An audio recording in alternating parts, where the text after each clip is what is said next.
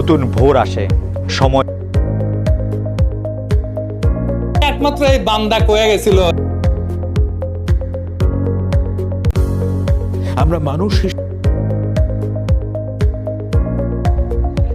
বাংলাদেশকে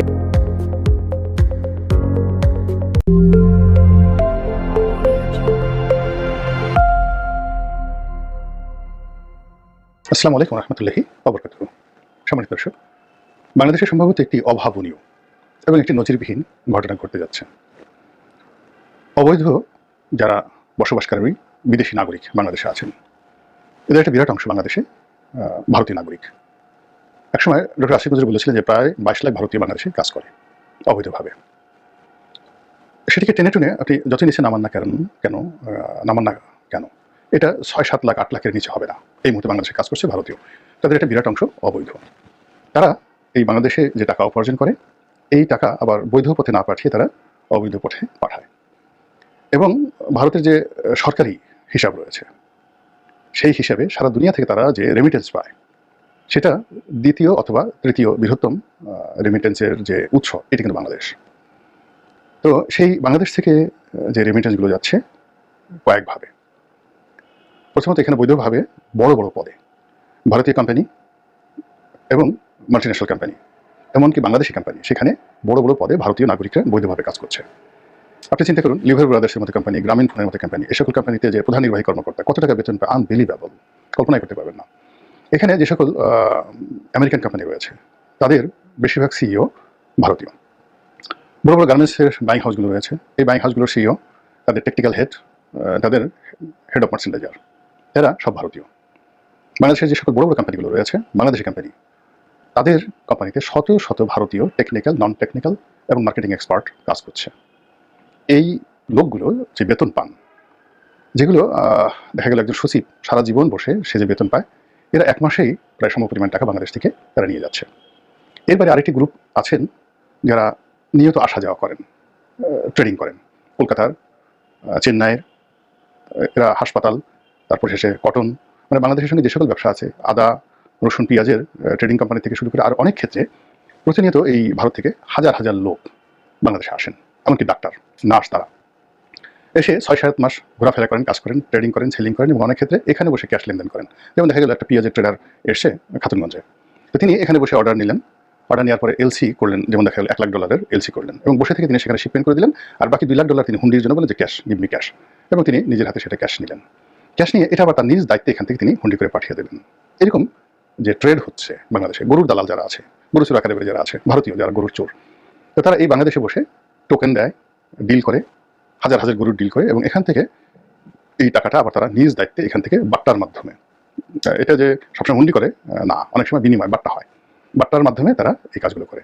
দ্বিতীয়ত তাদের যে চোরাচালান, একেবারে যেটা স্বর্ণ চোরাচালান, এই আওয়ামী লীগ জামানাতে ঢাকা এয়ারপোর্টকে, শাহজালাল এয়ারপোর্ট, তারপরে সিলেট এয়ারপোর্ট এবং চট্টগ্রাম এয়ারপোর্টকে তারা সোনা চোরাচালানির একটা গোল্ডেন ট্রায়াঙ্গেল হিসেবে এই 3টি এয়ারপোর্টকে তারা ব্যবহার করেছে এবং বিলিয়ন বিলিয়ন ডলারের সোনা তারা এই বন্দর দিয়ে চোরাকারবারি করেছে।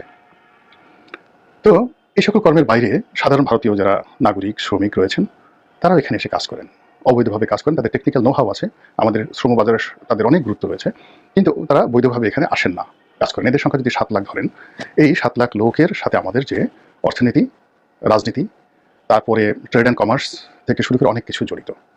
এখন ভারত এবং বাংলাদেশের মধ্যে যে উত্তেজনা চলছে, সেই উত্তেজনার প্রেক্ষিতে সরকারের পক্ষ থেকে একটা রেড সিগন্যাল দেওয়া হয়েছে যে যারা বাংলাদেশে অবৈধ বসতি রয়েছেন, শ্রমজীবী মানুষ রয়েছেন, যেমন নিঃসন্দেহে এখানে ভারতীয় বেশি, নেপালের কিছু লোকজন আছে খুব অল্প, ইউরোপের কিছু লোক আছেন, চীনের অনেক আছেন, তারপর আফ্রিকার আছেন, কিন্তু ভারতের সংখ্যা খুব বেশি, খুবই বেশি।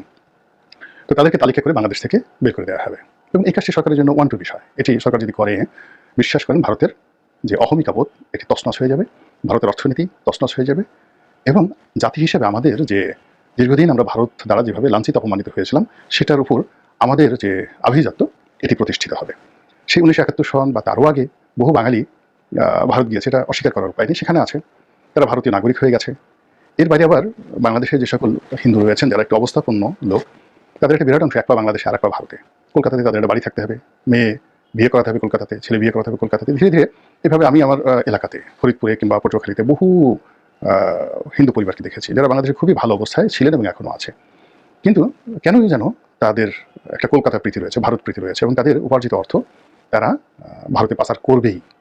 তো এই জিনিসগুলোর ক্ষেত্রে যদি সরকার খুব রেস্ট্রিক্ট হয় এবং আওয়ামী লীগ জমানাতে যেটি উঠিয়ে দেওয়া হয়েছিল শত্রু সম্পত্তি, এনিমি প্রপার্টি, তারপরে ভেস্টেড প্রপার্টি, এই আইনটিকে যদি আবার সরকার চালু করে, তাহলে যে সকল হিন্দু এই বাংলাদেশের জায়গা জমি বিক্রি করেছে, আবার অনেক হিন্দু টাউটারি করে 2বার 3বার 4বার করে বিক্রি করে তারা চলে গেছে ভারতে, টাকাও নিয়ে গেছে। এখন তাদের যারা বংশধর আছেন, আত্মীয় স্বজন আছে, তারা এসে আবার বলছে ওই সম্পত্তি আমাদেরকে জোর করে এটা শত্রু সম্পত্তি বলে, ভেস্টেড প্রপার্টি বলে, এনিমি প্রপার্টি বলে আমাদেরকে সে নিয়ে যাওয়া হয়েছে। এগুলো কিন্তু নিয়ে জায়গা জমি মামলা মোকদ্দমা বাংলাদেশে একটা রক্তক্ষয়ী ঘটনা ঘটছে। এখন ডক্টর মোহাম্মদ ইউনূস সরকার যদি এই জায়গাতে হাত দেন, যেহেতু তার সঙ্গে এখন জামাত আছে, তার সঙ্গে এখন হেফাজত আছে, ফলে পাবলিক সাপোর্ট এখানে অনেক বেশি। সেক্ষেত্রে এই যে এখন হিন্দুরা যে আন্দোলন করছে বা সংখ্যালঘু নির্যাতনের যে সকল কথাবার্তা বলছে, যখন তাদের হাতে ঘা লাগবে এবং তাদের অপরাধের ফাইলগুলো যখন শ্বেতপত্র আকারে প্রকাশিত হবে, তখন ভারত আর বড় কথা বলতে পারবে না। তো যেটা বলছিলাম সেটা হলো যে ভারত সবসময় বাংলাদেশি লোকদেরকে হেয় প্রতিপন্ন করে নানা রকম আজে বাজে কথা বলে। প্রথমত যারা ভারতে আছেন তাদেরকে বলা হয় যে বাঙালি এসেছে, ওদেরকে লাথি দিয়ে বের করে দেওয়া হবে, ওরা আমাদের দেশে সব কিছু লুটেপুটে খাচ্ছে। কেউ কেউ বলার চেষ্টা করছে যে ওরা একটা জাত হলো নাকি, আমরা ওদেরকে স্বাধীনতা এনে দিয়েছি পাকিস্তানের কাছ থেকে, ওরা তো সারা জীবন পাকিস্তানে লাথি খেত, পাকিস্তানের সঙ্গে ওরা কি কিছু পারতো যদি ভারত না হতো? এখন ওরা কি করে বড় বড় কথাবার্তা বলে? এই যে উদ্যত এবং অহমিকামূলক আচরণ। থার্ডলি হলো যে আমাদের প্রতিনিয়ত যারা চিকিৎসার জন্য যান, টুকটাক ব্যবসা বাণিজ্যের জন্য যান, ভারতের থেকে শাড়ি আনেন, শাল আনেন, কলকাতা থেকে মার্কেটিং করে আনেন, শপিং করে আনেন, বিয়ের বাজার করে আনেন, তারা সবাই যে সেখানে গিয়ে খুব ভালো ব্যবহার পান তা নয়। বেশিরভাগ ক্ষেত্রে দেখা যাচ্ছে যে ওখানে অপমানের শিকার হতে হয়। বিশেষ করে ভারতীয় যে স্থলবন্দরগুলো রয়েছে, সেখান দিয়ে পারাপার করার ক্ষেত্রে ওখানে কাস্টমের যারা কর্মকর্তা, তারা যে সকল অপমানজনক কথাবার্তা বলেন, যে ধরনের অ্যাটিটিউড করেন, এটি যাদের আত্মমর্যাদা বোধ আছে তারা আর দ্বিতীয়বার ভারত যেতে চাইবে না। আমি নিজে যখন সংসদ সদস্য ছিলাম, তখন হঠাৎ করে কি মনে করে যেন সেই হিলি বন্দর হয়ে আমরা সেই দার্জিলিং গেলাম। তো সেখানে আমার রেড পাসপোর্ট, সঙ্গে আমার স্ত্রী, আমার সন্তানেরা, তো পুরো সার্ক স্টিকার লাগানো, হোল ফ্যামিলির সবার সেটা বিষয় আছে। তো ওখানে যারা কাস্টমসের কর্মকর্তা, তাদের ব্যবহারটা এরকম কি, প্রথমে তো পাসপোর্টটা দেখি তারা ঘোরালো, পাসপোর্ট কেন লাল? বলেন আপনি, আপনার পাসপোর্ট লাল কেন? এখন বাংলা বলে স্পষ্টতে লেখা আছে ডিপ্লোম্যাটিক পাসপোর্ট বা কূটনৈতিক পাসপোর্ট, পাসপোর্ট কেন লাল? এই প্রশ্ন। তখন আমাকে বলতে হলো যে আমি সংসদ সদস্য, আমি একজন কূটনীতিক। তারপর বল, ও তাই নাকি, তা আপনি এমপি? ভালো কথা। তো উনি কে? আপনার স্ত্রী বুঝি? জি আমার স্ত্রী। তোমার পাসপোর্টে দেখছি লাল। এই কথাগুলো মানে ভীষণ রকম অবমাননাকর। আমার একবার মনে হচ্ছিল সেখান থেকে চলে আসি। তারপর বললো, তা কয়দিন থাকবেন, কোথায় যাবেন? বেশ সঙ্গে আর কে যাচ্ছে, ইত্যাদি ইত্যাদি। তো বাংলাদেশের একজন সংসদ সদস্য তার পরিবার পরিজন নিয়ে যাচ্ছে এবং হিলি বন্দরে একজন সেই কাস্টম কর্মকর্তা বা ইমিগ্রেশনের কর্মকর্তা, বড় জোর সাব ইন্সপেক্টর হবে, তার এই যে আচরণটা যদি শেখ হাসিনা সরকারের জমানাতে আমার প্রতি হয়ে থাকে, সাধারণ মানুষের প্রতি তারা কী ধরনের আচরণ করে? আমার সঙ্গে আচরণ করার অর্থ হলো যে ওখানে আসলে সবাই শতভাগ দালালের মাধ্যমে যায় এবং ওখানে জাস্ট যারা সীমান্ত পাড়ি দেয়, এক একজন 1000-2000 টাকা করে ওদেরকে দিতে হয়। যেহেতু আমি সেটা দিইনি, তো বিনিময়ে আমাকে কিন্তু সেই অপমান সেখানে সহ্য করতে হয়েছে তাদের দ্বারা, কিছু করার ছিল না। তো গেলাম দার্জিলিংয়ে, সেখানেও একই অবস্থা। কোনো সম্মানজনক, মানে বাংলাদেশি নাগরিকদের জন্য কোনো সম্মানজনক স্থান আমি দিল্লিতে দেখিনি, কলকাতাতে দেখিনি, কলকাতা এয়ারপোর্টে দেখিনি, কোথাও দেখিনি শেখ হাসিনা জমানার। ফলে আমি একবার ওই আমার স্ত্রী পুত্র সন্তানদেরকে নিয়ে গিয়েছি, তার চেয়ে বরং আমি যখন এমপি ছিলাম না, অ্যাজ এ ভিজিটার ভিসায় তখন গিয়েছি, প্লেনে করে গিয়েছি, তখন আমরা টের পাইনি। কিন্তু যেই মুহূর্তে আমি এমপি হওয়ার পর সেখানে গেলাম এবং এই আচরণ পেলাম, এরপর থেকে আমি আর কখনো ভারতে যাইনি। তো এই হলো ভারতের যাকে বলা হয় মন মানসিকতা। এখানে কূটনীতিবিদ যারা আছেন, অনেক রাষ্ট্রদূতের সঙ্গে আমার ভালো সম্পর্ক ছিল, আমরা অনেক পারিবারিক আড্ডায় বসেছি, তাদের সঙ্গে আলাপ আলোচনা হচ্ছে, তাদেরকে আমি বোঝানোর চেষ্টা করেছি। আমরা অনেকেই বোঝানোর চেষ্টা করেছি, দেখো শেখ হাসিনাকে তোমরা যেভাবে সহযোগিতা করছো, যেভাবে সাহায্য করছো, এটির পরিণাম কিন্তু তোমাদের জন্য ভালো ফলাফল আনবে না।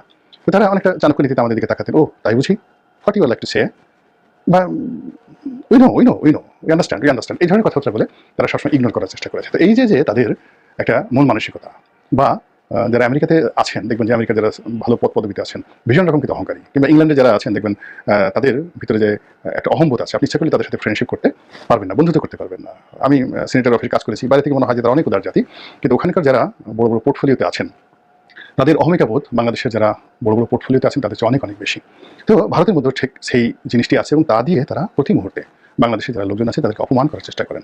একবার সাইফুর রহমান সাহেব বাংলাদেশে এসে একেবারে বলেছিলেন, কাঁদো হয়ে বলেছিলেন যে আমার আর যেতে ইচ্ছা করে না।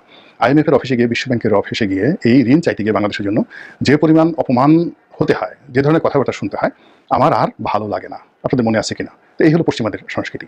এই যে ভারত আমাদের সাথে যে বিভিন্ন সময়টিতে আচরণগুলো করে আসছে, তার প্রেক্ষিতে এই যে ইউনূস সরকার যে সিদ্ধান্ত নিতে যাচ্ছে বা বাস্তবায়ন করতে যাচ্ছে অবৈধ ভারতীয়দেরকে দেশ থেকে তাড়ানোর জন্য, আমি ব্যক্তিগতভাবে এটাকে সাধুবাদ জানাই এবং আমি মনে করি যে কাজটি করা উচিত, সর্বশক্তি দিয়ে করা উচিত। এবং এই উদ্যত দিল্লিবাসীদেরকে একটি মেসেজ দেওয়া উচিত যে বাংলা এমন একটা জান্নাতি ভূমি, যারা 2000 বছরের চেয়ে অধিক সময় কন্টিনিউয়াসলি সেই কি বলবো, যখন আলেকজান্ডার আক্রমণ করে সেই সময় থেকে শুরু করে একদম নবাব সিরাজউদ্দৌলার শাসন আমল পর্যন্ত টানা 2000 বছর সারা পৃথিবীর মধ্যে সবচেয়ে ধনাঢ্য এলাকা ছিল সব দিক থেকে। তো সেই অঞ্চলের বাসিন্দা হিসেবে, সেই অঞ্চলের শাসক হিসেবে, সেই অঞ্চলের রাষ্ট্রীয় কর্তা হিসেবে যদি ডক্টর মোহাম্মদ ইউনূস নিজেকে প্রতিষ্ঠিত করতে পারেন এবং ওভাবে একটা সিদ্ধান্ত নিতে পারেন, এটি মাইলস্টোন হয়ে থাকবে। আল্লাহ আমাদের সবাইকে হেদায়েত দান করুন এবং হেফাজত করুন। আসসালামু আলাইকুম ওয়া রাহমাতুল্লাহি ওয়া বারাকাতুহু।